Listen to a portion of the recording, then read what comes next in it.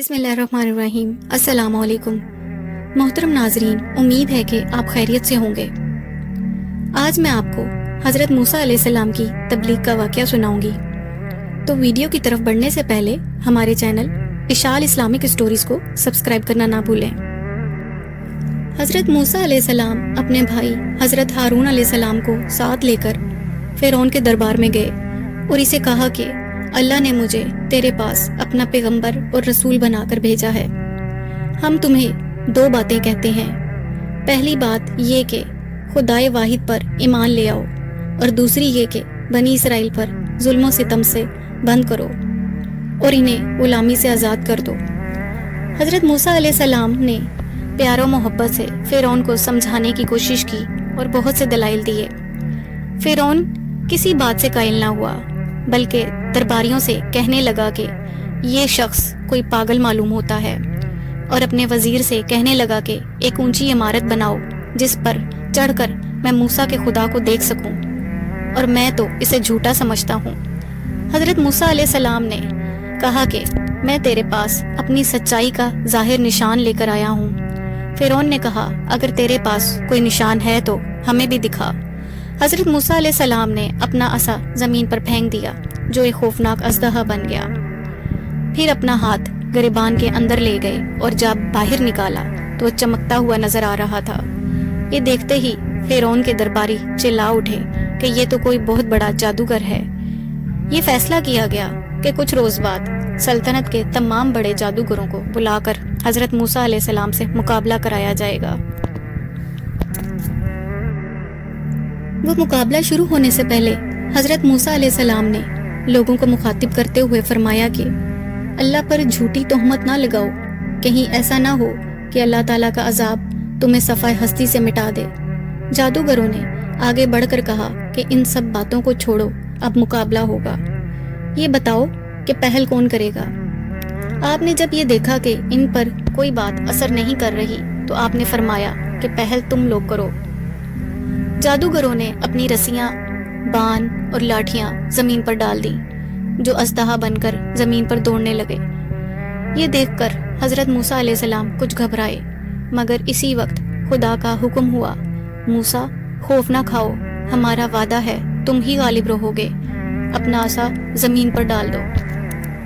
حضرت موسیٰ علیہ السلام نے فوراً اپنا عصا زمین پر پھینک دیا جو ایک خوفناک اژدہا بن گیا۔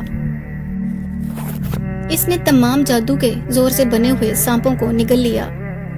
جادوگر یہ دیکھ کر نہایت حیران ہوئے اور کہنے لگے کہ موسیٰ علیہ السلام کا یہ عمل دراصل خدا کا عطا کردہ وہ معجزہ ہے، اور وہ فوراً سجدے میں گر پڑے۔ انہوں نے اعلان کر دیا کہ ہم موسیٰ علیہ السلام کے خدا پر ایمان لاتے ہیں۔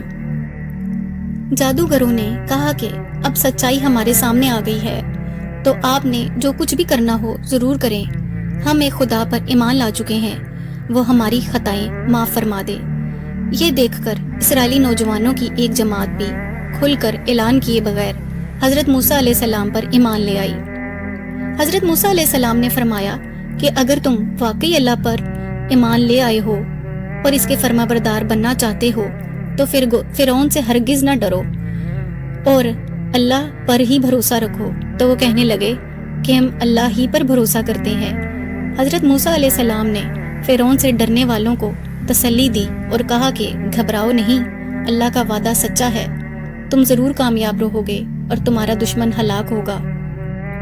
فرعون اور اس کے درباری حضرت موسیٰ علیہ السلام کے قتل کے مشورے کرنے لگے۔ ان لوگوں میں ایک مرد مومن بھی تھا جو اپنے ایمان کو چھپائے ہوئے تھا۔ اس نے کہا تم ایک ایسے شخص کی جان لینا چاہتے ہو جو سچ کہتا ہے اور تمہارے پاس اپنی سچائی کی دلیل میں بہترین نشانیاں لایا ہے۔ ہاں، اگر وہ جھوٹا ہے تو تمہیں کوئی نقصان نہیں پہنچے گا، اور اگر وہ سچا ہے تو پھر ان باتوں سے ڈرو جو وہ خدا کی جانب سے سناتا ہے۔ لیکن فرعون اور اس کے سرداروں نے کوئی اثر نہ لیتے ہوئے پہلے اس شخص سے نپٹ لینے کا ارادہ کیا۔ جب مصریوں کی سرکشی اور نافرمانی حد کو چھونے لگی تو حضرت موسیٰ علیہ السلام نے اللہ کے حکم سے فرعون کو اطلاع کر دی کہ تم پر عذاب الہی نازل ہونے والا ہے۔ تب یوں ہونے لگا کہ جب عذاب کی صورت پیدا ہوتی تو وہ لوگ حضرت موسیٰ علیہ السلام سے کہتے کہ اگر یہ عذاب نہ آئے تو ہم تمہارے خدا پر ایمان لے آئیں گے۔ اس طرح کئی بار ہوا، لیکن عذاب ٹل جانے کے بعد یہ لوگ پھر سے منکر ہو جاتے۔ اب اللہ تعالیٰ نے حضرت موسیٰ علیہ السلام کو حکم دیا کہ اپنی قوم بنی اسرائیل کو مصر سے نکال کر باپ دادا کی سرزمین پر لے جاؤ۔ چنانچہ آپ رات کے وقت بنی اسرائیل کو لے کر نکلے۔ ادھر فرعون کو اطلاع ملی تو ایک زبردست فوج کے ساتھ اس نے تعاقب شروع کیا۔ ابھی وہ دریا کے کنارے پر پہنچے ہی تھے کہ مصری فوجوں کو آتے دیکھ کر بنی اسرائیل گھبرا گئے۔ حضرت موسیٰ علیہ السلام نے انہیں تسلی دی کہ وہ بالکل نہ گھبرائیں، کیونکہ اللہ کا وعدہ ہمیشہ سچا ہوتا ہے۔ اللہ تعالیٰ نے حضرت موسیٰ علیہ السلام کو حکم دیا کہ اپنا عصا زمین پر مارو۔ جب حضرت موسیٰ علیہ السلام نے دریا کے پانی پر اپنا عصا مارا تو اس میں سے راستہ بن گیا، اور حضرت موسیٰ علیہ السلام اپنی قوم کے ہمراہ آرام سے دریا پار کر گئے۔ فرعون نے اپنی فوج کو حکم دیا کہ تم بھی اسی راستے سے دریا کو پار کرو۔